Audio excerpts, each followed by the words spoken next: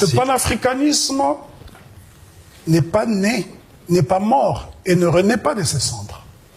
Ce sont plutôt les gens qui découvrent le panafricanisme parce que nous sommes à l'ère des réseaux sociaux. Donc une sorte de vulgarisation de l'information qui a été longtemps étouffée.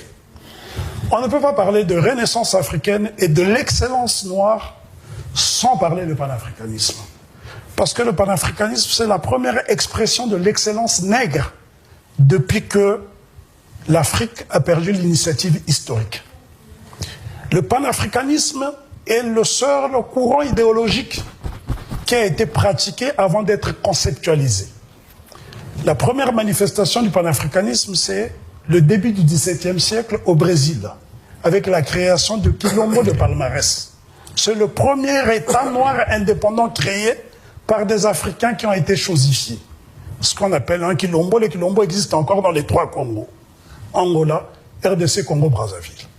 Donc c'est une congrégation des Africains venus de différentes régions du continent à qui on a dénié leur statut d'être humain.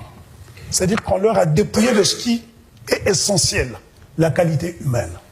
Et ces gens vont se réinventer face à une grande adversité en créant un État, une langue et des institutions.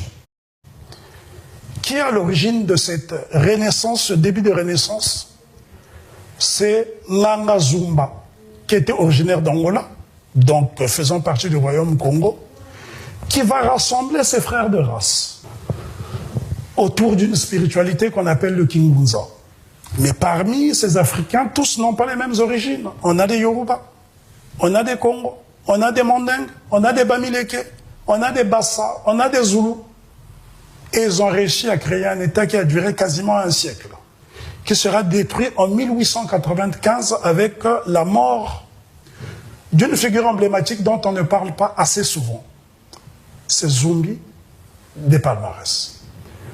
Il y a eu des femmes, des hommes qui se sont battus. Voilà les prémices du panafricanisme. Mais là encore, le panafricanisme n'a pas de nom. C'est la manifestation de la solidarité africaine, puisque ce sont des gens de différentes origines qui décident de mettre fin à l'asservissement pour reconquérir leur statut originel qui est celui d'être humain, du Kimuntu.